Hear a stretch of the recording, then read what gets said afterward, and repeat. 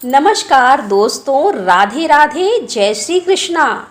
आज हम सुनेंगे संतान सप्तमी की व्रत कथा। एक दिन महाराज युधिष्ठिर ने भगवान से कहा कि हे प्रभु, कोई ऐसा उत्तम व्रत बतलाइए जिसके प्रभाव से मनुष्य सांसारिक दुख कलेशों से दूर हो, पुत्र एवं पुत्रवान हो। यह सुन भगवान बोले कि हे राजन, तुमने बड़ा ही उत्तम प्रश्न किया है। मैं तुमको एक पौराणिक इतिहास सुनाता हूँ, इसे ध्यानपूर्वक सुनो। एक समय लोमस ऋषि ब्रजराज की मथुरापुरी में वसुदेव देवकी के घर गए। ऋषिराज को आया हुआ जानकर दोनों ही बहुत प्रसन्न हुए तथा उनको उत्तम आसन पर बैठाकर उनकी अनेक प्रकार से वंदना व सत्कार किया। फिर मुनि के चरणोदक से अपने घर तथा शरीर को पवित्र किया और मुनि प्रसन्न होकर उनको कथा सुनाने लगे। कथा को कहते कहते लोमस ऋषि ने कहा कि हे देवकी, दुष्ट दुराचारी पापी कंस ने तुम्हारे कई पुत्र मार डाले हैं, जिसके कारण मन भी अत्यंत दुखी है। इसी प्रकार राजा नहुस की पत्नी चंद्रमुखी भी दुखी रहा करती थी, किंतु उसने संतान सप्तमी का व्रत विधिवत किया, जिसके प्रभाव से उसको संतान का सुख प्राप्त हुआ। यह सुनकर देवकी ने हाथ जोड़कर मुनि से कहा कि हे ऋषिराज, कृपा करके रानी चंद्रमुखी का संपूर्ण वृत्तांत तथा इस व्रत का विधान विस्तार पूर्वक बतलाइए, जिससे मैं भी इस दुख से छुटकारा पाऊं। लोमस ऋषि ने कहा कि हे देवकी, अयोध्या के राजा नहुस थे। उनकी पत्नी चंद्रमुखी अत्यंत सुंदरी थी। उस नगर में विष्णुगुप्त नामक एक ब्राह्मण रहता था। उसकी पत्नी का नाम भद्रमुखी था। वह भी अत्यंत रूपवान व सुंदरी थी। रानी और ब्राह्मणी में अत्यंत प्रेम था। एक दिन वे दोनों सरयू नदी में स्नान करने के लिए गईं। वहां पर उन्होंने देखा कि बहुत सी स्त्रियां सरयू नदी में स्नान करके निर्मल वस्त्र धारण करके एक मंडप में श्री शंकर जी एवं पार्वती जी की मूर्ति स्थापित करके उनकी पूजा कर रही थी। रानी और ब्राह्मणी ने यह देखकर उन स्त्रियों से पूछा कि बहनों, तुम सब यह किस देवता और किस कारण से यह पूजन आदि कर रही हो? तथा उन औरतों ने कहा कि हम संतान सप्तमी का व्रत कर रही हैं और हमने शिव पार्वती का पूजन अक्षत आदि से विधि से किया है। यह सब इसी पुनीत व्रत का विधान है। यह सुनकर रानी और ब्राह्मणी ने भी यह व्रत करने का मन ही मन में संकल्प किया और घर वापस लौट आईं। ब्राह्मणी भद्रमुखी तो इस व्रत को नियम पूर्वक करती रही, किंतु रानी चंद्रमुखी राजमत के कारण इस व्रत को कभी करती, कभी ना करती और कभी भूल जाती। कुछ समय बाद दोनों मर गईं। दूसरे जन्म में रानी ने बंदरिया का जन्म लिया और ब्राह्मणी ने मुर्गी योनि में। परंतु ब्राह्मणी मुर्गी योनि में भी कुछ नहीं भूली और भगवान शंकर तथा पार्वती जी का ध्यान करती रही। उधर रानी बंदरिया की योनि से सब कुछ भूल गई और थोड़ी ही समय के बाद इन दोनों ने यह भी देह त्याग दिया। अब इनका तीसरा जन्म मनुष्य योनि में हुआ। उस ब्राह्मणी ने तो एक ब्राह्मण के यहाँ कन्या के रूप में जन्म लिया तथा रानी ने एक राजा के यहाँ राजकन्या के रूप में जन्म लिया। उस ब्राह्मण पुत्री का नाम भूषण देवी रखा गया तथा विवाह योग्य होने पर उसका विवाह गोकुल निवासी अग्निभील नामक ब्राह्मण से कर दिया गया। भूषण देवी इतनी सुंदर थी कि आभूषण रहित होते हुए भी वह अत्यंत सुंदर लगती थी। कामदेव की पत्नी रंभा भी उसके सम्मुख लजाती थी। भूषण देवी के अत्यंत सुंदर सर्वगुण संपन्न चंद्रमा के समान धर्मनिष्ठ और कर्मनिष्ठ सुशील स्वभाव वाले 8 पुत्र उत्पन्न हुए। यह सब शिव जी के व्रत का पुनीत फल था। दूसरी ओर शिव विमुख रानी के गर्भ से कोई पुत्र नहीं हुआ और वह निसंतान दुखी रहने लगी। रानी और ब्राह्मणी में जो प्रीति पहले जन्म में थी वह अब भी बनी रही। रानी जब वृद्धावस्था को प्राप्त हुई तब उसके एक गूंगा बहरा बुद्धिहीन अल्प आयु वाला पुत्र हुआ और वह 9 वर्ष की आयु में ही इस क्षण भंगुर संसार को छोड़कर चला गया। अब रानी पुत्र शोक में अत्यंत दुखी व्याकुल रोने लगी। देवयुग से भूषण देवी ब्राह्मणी के यहाँ अपने सभी पुत्रों को लेकर पहुंची। रानी का हाल सुनकर उसे भी बड़ा दुख हुआ, किंतु इसमें किसी का क्या बस है। कर्म और पूर्व के लिखे को स्वयं ब्रह्मा भी नहीं मेट सकते। रानी कर्मच्युत भी थी, इसी के कारण उसे यह दुख देखना पड़ा। इधर रानी उस ब्राह्मणी के इस वैभव और 8 पुत्रों को देखकर मन ही मन उससे ईर्ष्या करने लगी तथा उसके मन में पाप उत्पन्न हुआ। तब उस ब्राह्मणी ने रानी के संताप को दूर करने के लिए अपने 8 पुत्रों को रानी के पास छोड़ दिया।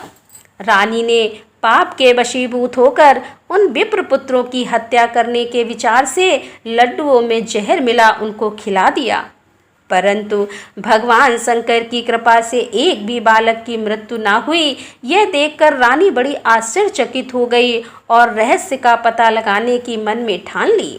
भगवान की पूजा से निर्मित हो जब भूषण देवी आई तो रानी ने उससे कहा कि मैंने तेरे पुत्रों को मारने के लिए इनको जहर मिले लड्डू खिलाए हैं, किंतु इनमें से एक भी ना मरा। तूने कौन सा व्रत किया जिसके कारण तेरे पुत्र नहीं मरे और तू नित्य नए सुख भोग रही है? तू बड़ी सौभाग्यवती है, इसका भेद मुझे निष्कपट होकर समझा। मैं तेरी बड़ी ऋणी रहूंगी। तब रानी के ऐसे दीन वचन को सुनकर ब्राह्मणी बोली कि हे रानी सुनो, तुमको मैं पूर्व जन्म का हाल सुनाती हूँ। सो ध्यान से सुनना। पहले जन्म में तुम नहुष की पत्नी थी। तुम्हारा नाम चंद्रमुखी था और मेरा नाम भद्रमुखी था, और हम तुम दोनों अयोध्या में रहते थे। हम दोनों में बड़ी प्रीति थी। एक दिन हम दोनों सरयू में स्नान को गईं। वहाँ दूसरी औरतों को संतान सप्तमी का उपवास शिव पूजन करके देख हम तुम दोनों ने इस व्रत को करने की प्रतिज्ञा की, पर तुम राजमत के कारण सब भूल गई और झूठ बोलने का दोष लगा, जिसे तुम आज भी भोग रही हो। मैंने इस व्रत को नियम पूर्वक किया और आज भी करती हूँ।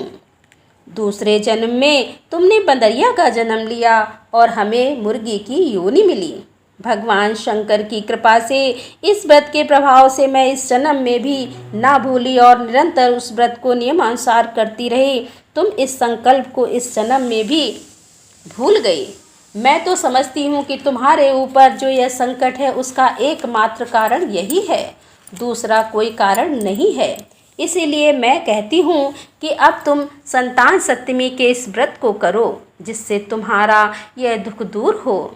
लोमस ऋषि ने कहा कि हे देवकी, भूषण देवी के मुख से अपने पूर्व जन्म की कथा को व व्रत आदि के संकल्प को सुनकर रानी को अपनी पुरानी बातें याद आ गईं।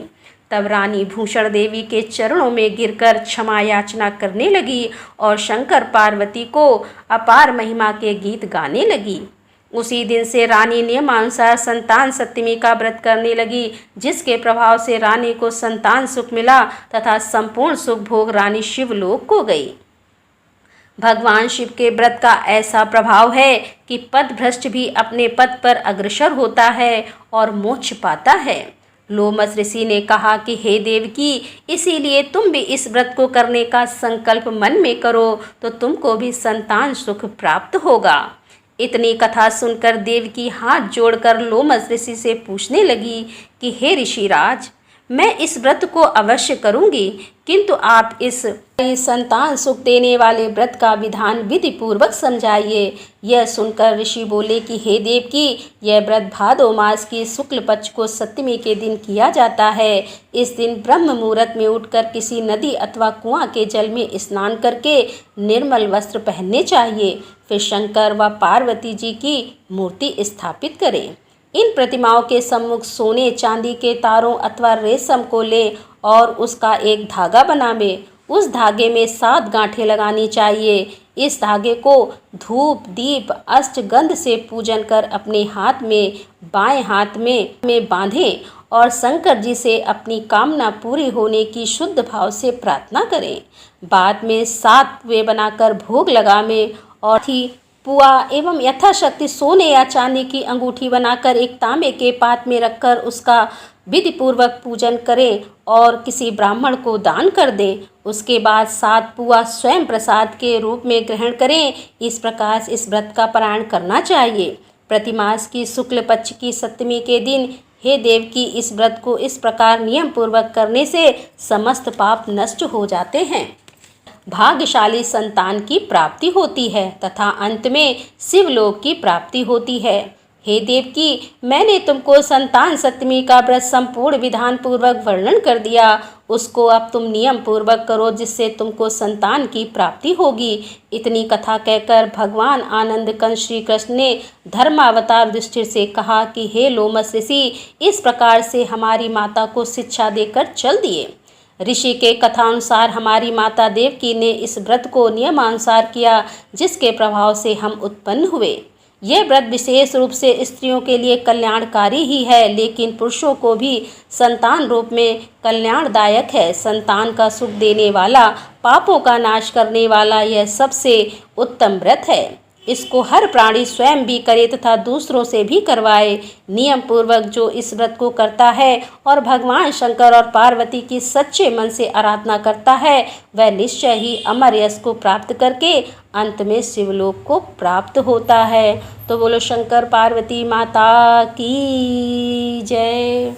तो दोस्तों, कैसी लगी आज की ये कथा? यदि कथा पसंद आई हो तो वीडियो को लाइक करें, शेयर करें और हमारे चैनल पर यदि आप पहली बार आ रहे हैं और अभी तक आपने हमारे चैनल को सब्सक्राइब नहीं किया है तो कृपया हमारे चैनल को सब्सक्राइब कर लें। तो दोस्तों, मिलते हैं अगले वीडियो में। तब तक के लिए राधे राधे, जय श्री कृष्णा, हर हर महादेव, जय भोलेनाथ की।